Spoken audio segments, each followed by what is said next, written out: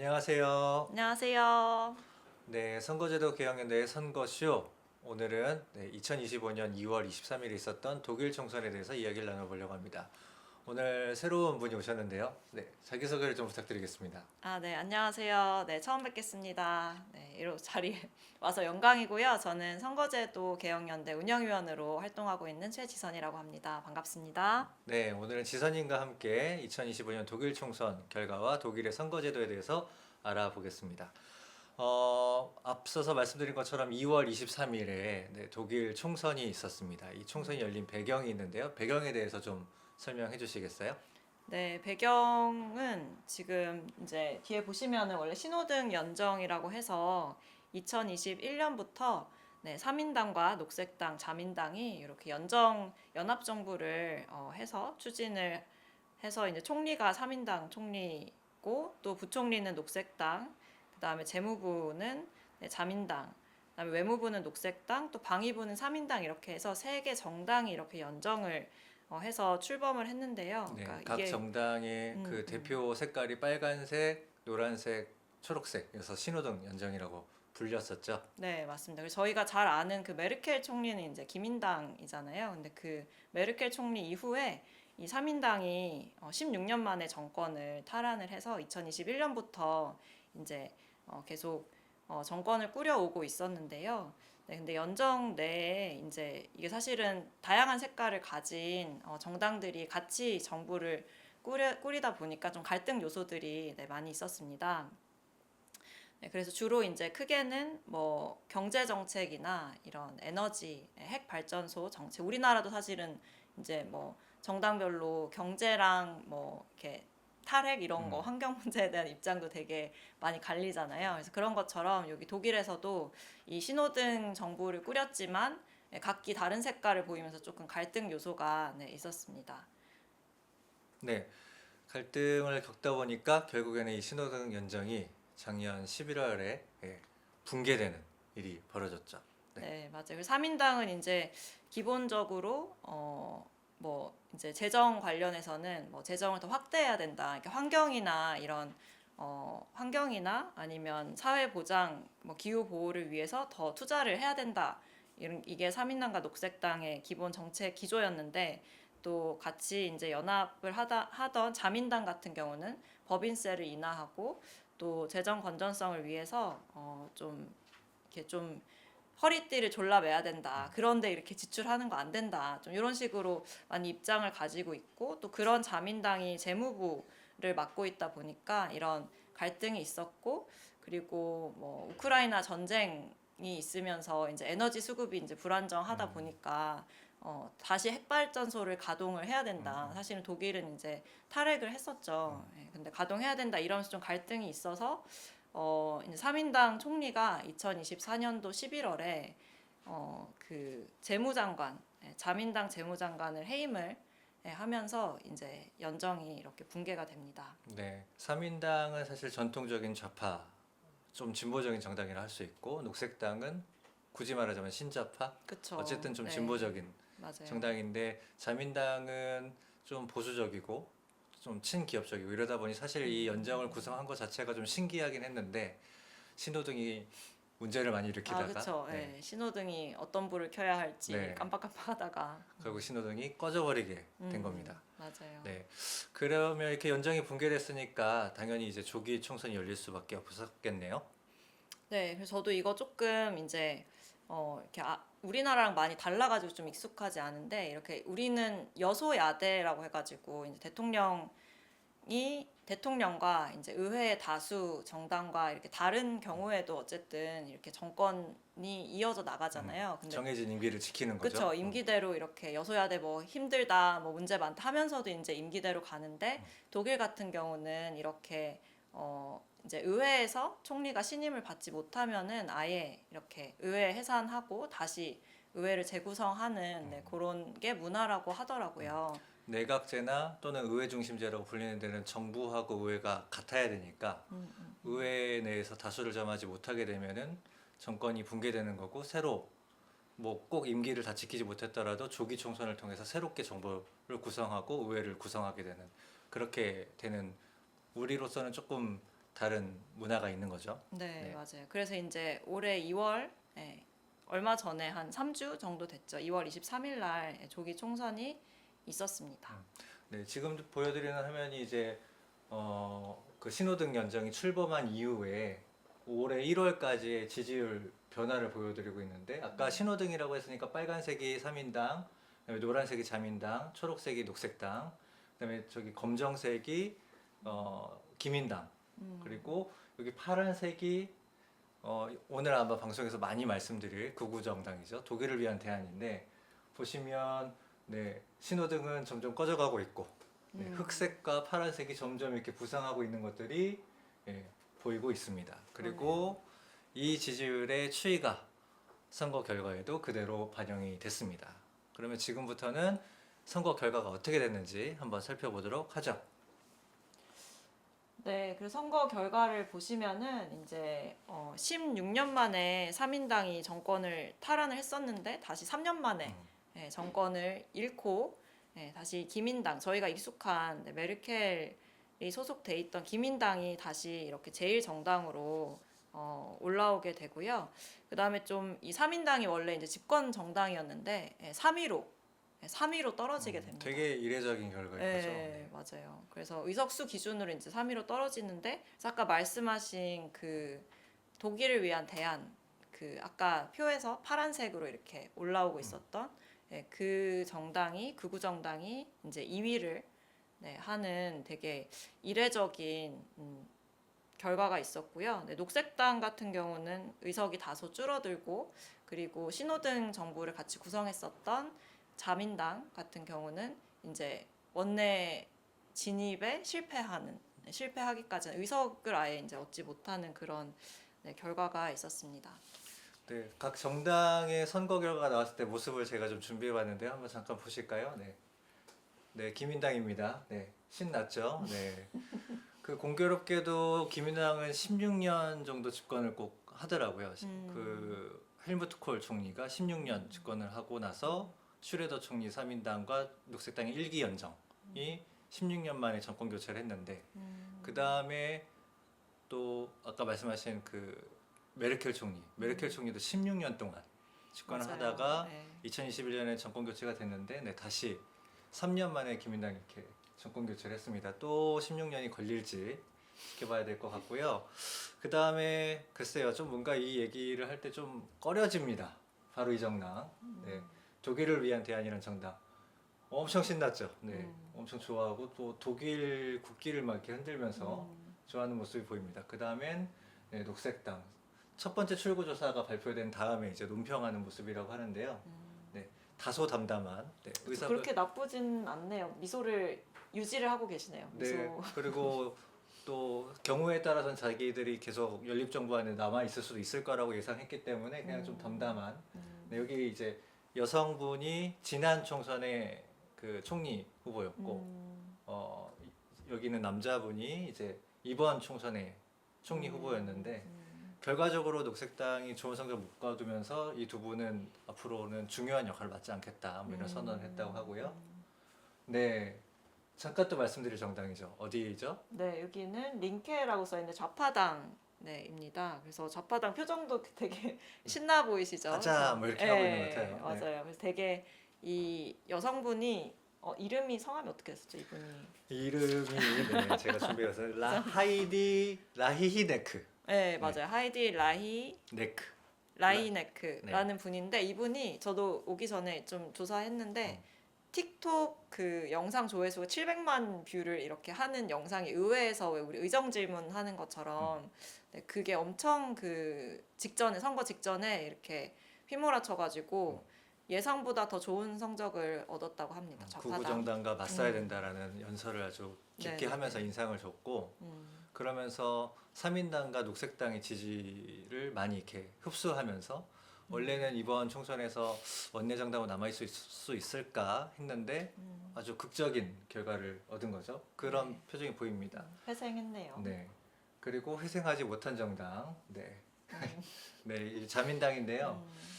말씀하신 것처럼 그 신호등 정부의 한 축이었고 재무부를 맡았던 이 린트너 장관이고 자민당 대표인데 음. 사실상 이분이 주도적으로 연정을 깼다라는 의혹을 받고 있는데 도대체 그렇게 연정을 깨서 얻은 게 무엇인가 싶을 정도로 자민당을 갖고 있던 91개 정도의 의석을 모두 잃고 이번에 원외 정당이 되었습니다.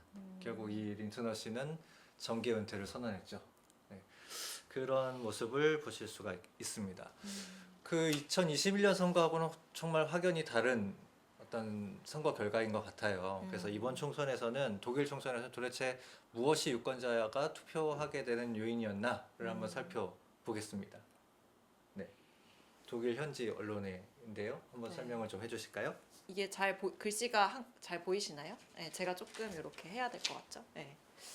저도 이렇게 어쨌든 제일 인상적인 게 이번 독일 선거에서 그 독일을 위한 대안이라는 극우 정당이 이렇게 원내 진입을 하면서 엄청 크게 성공한 게 있는데, 근데 요걸 보니까 좀 이해가 되더라고요. 네, 아니나 다를까 이 가장 이제 크게 영향을 끼친 이건 유권자들이 어떤 부분을 기준으로 투표를 했다라고 말씀을 하신 건데, 내부 보안과 사회 안전, 그리고 이민, 네, 이렇게가 이제 위에서 세 번째로 있어서, 이게 극우 정당들이 주로 이렇게 사람들의 심리가 많이 불안하거나 할 때 또 이민자에 대한 적대적인 그런 정책으로 많이 지지를 얻곤 하는데, 그게 이제 우선순위에 있고, 그 전에 되게 중요하게 여겨졌던 뭐 환경, 기후 환경이나 평화 유지 같은 경우는 상당히 좀 아래쪽에 위치하는 거를 보실 수 있습니다.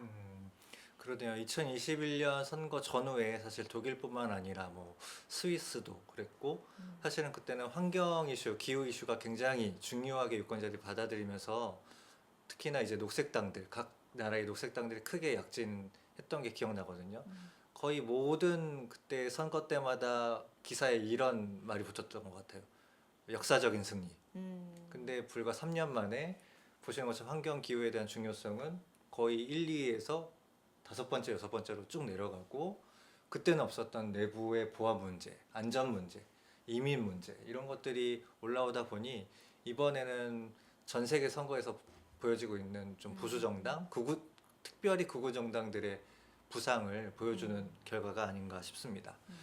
아무튼 2025년 독일 총선의 결과 이렇게 나왔는데요. 향후의 전망은 어떻게 될 거라고 보세요?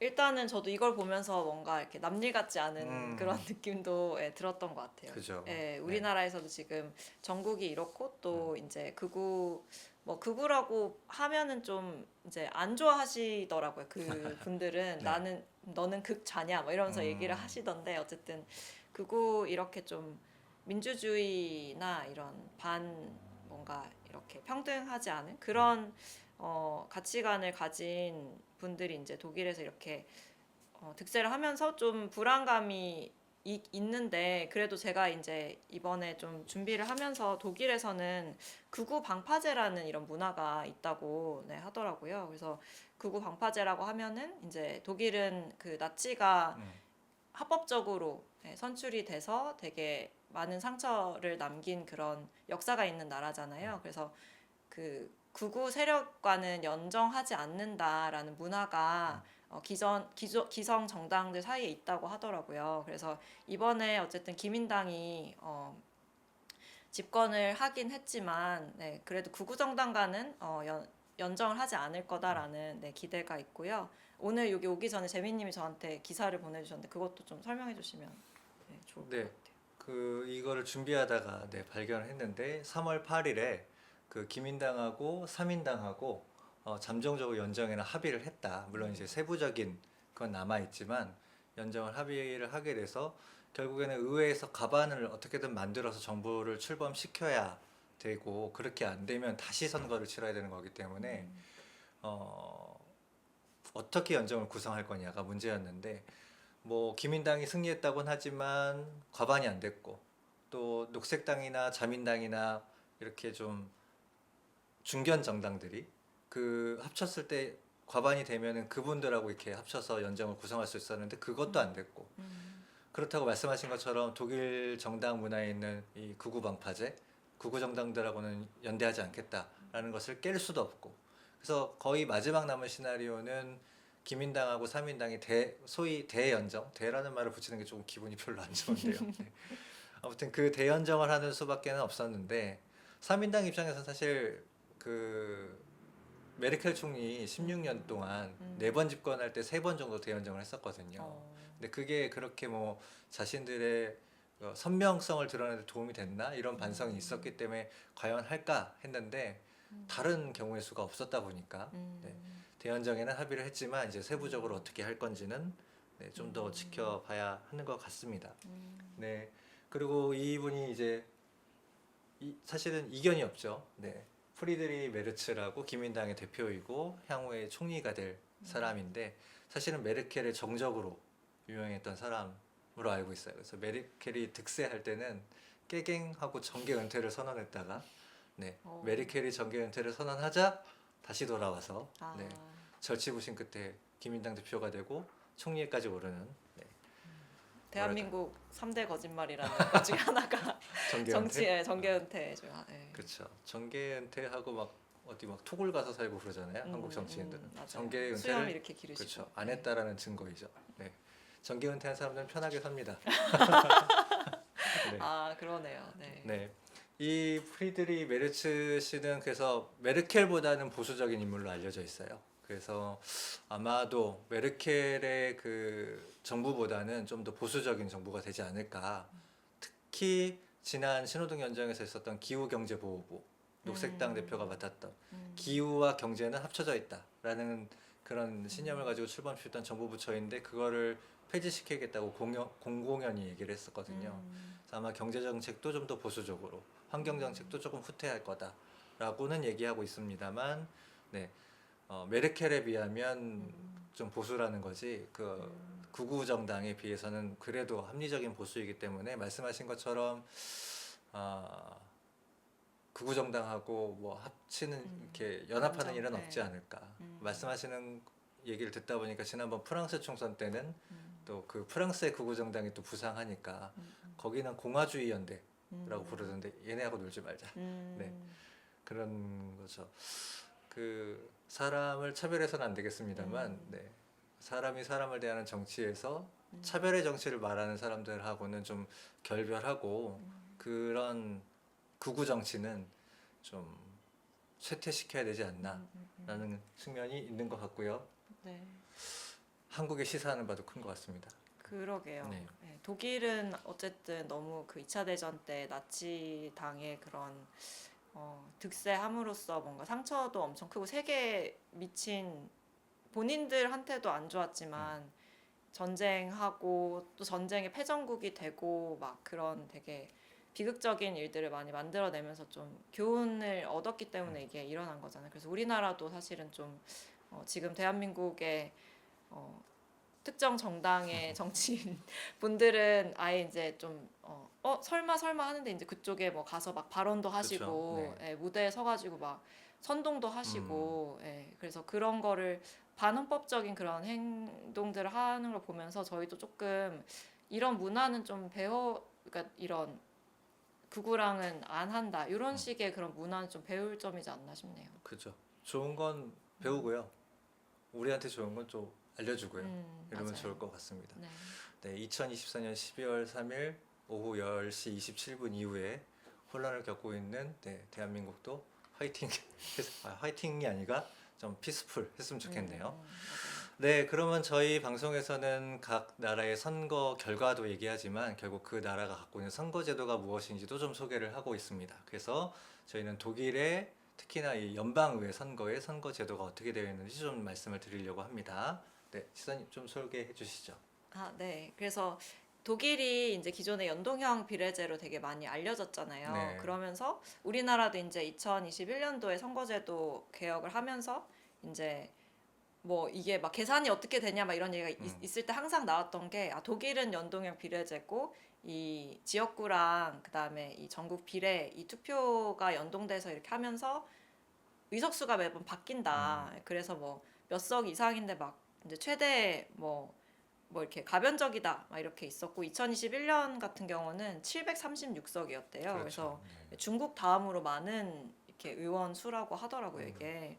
근데 이제 이랬던 게 2023년도 3월에 선거법이 개정이 됐다고 합니다. 네, 그래서 신호등 연정이 주도적으로. 네네. 그래서 이제 픽스를 했대요. 네, 그래서 지역구 299석, 네, 그리고 비례대표 331석으로 해서 630석을 고정을 했다고 하고요. 이게 고정을 하다 보니까 그러면서도 그 이제 뭐지 그 두 개 투표를 두 번 하시는 거죠. 그래서 1투표는 지역구 투표를 하시고 2투표는 주 투표라 그래서 이름도 바꾸고 했는데 어쨌든 이렇게 하면서 조금 바뀐 이제 이게 이렇게 늘어나지 않다 보니까 지역구에서는 1등을 했지만 이제 이 정당 투표가 그만큼 이제 못 얻은 경우에는 지역구 1등이지만 의회에 들어가지 못한 경우도 이번에 많이 발생했다고 하더라고요. 네, 음, 놀라운데요.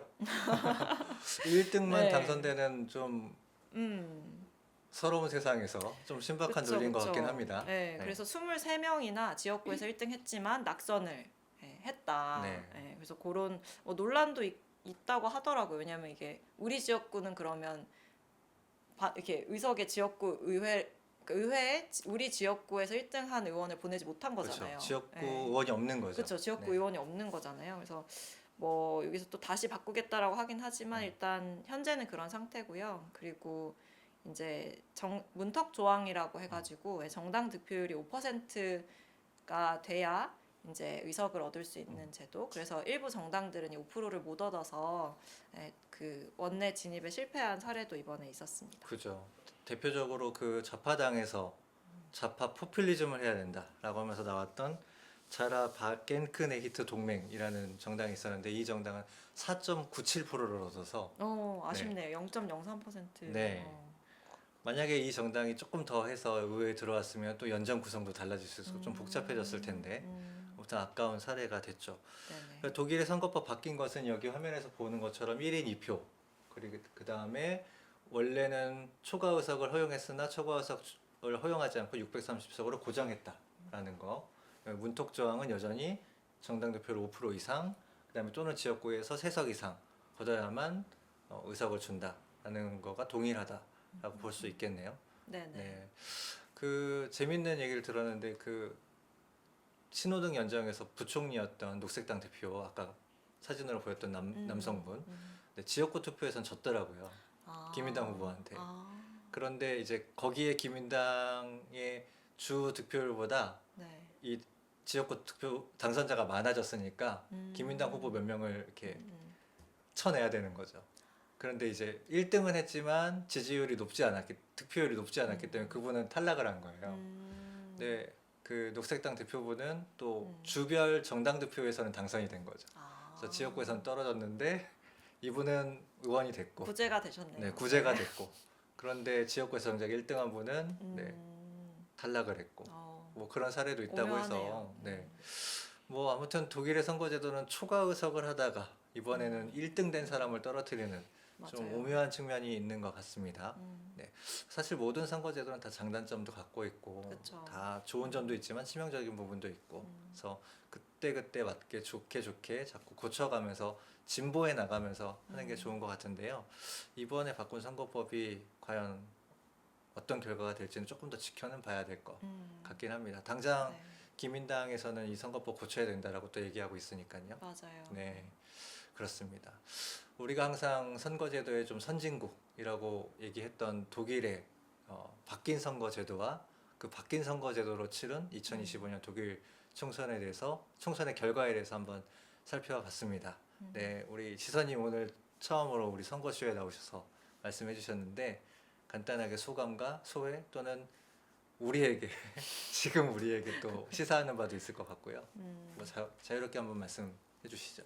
네, 저도 뭐 독일 이번에 좀 하면서 좀 공부가 좀 됐고, 네, 좀 이런 엄청 큰 변화가 있구나. 사실 독일 분들은 더 많이 이게 막 정권도 교체도 되고 선거법 바뀐 선거법이 처음 적용되기도 하고 그러면서 또 이제 극우 정당이 이렇게 나오기도 하고 하면서 엄청 이 다이나믹하게 좀 영향이 있겠다 싶으면서 네, 저희도 좀 이런 이게 참고가 되는 것 같아요. 이렇게 할 수 있구나. 그럼 우리는 좀 어떻게 하는 게 좋을까? 그래서 우리도 지금 변혁의 시대인데 좀 지혜롭게 잘 풀어 나갔으면 좋겠다 하는 그런 기대가 있습니다.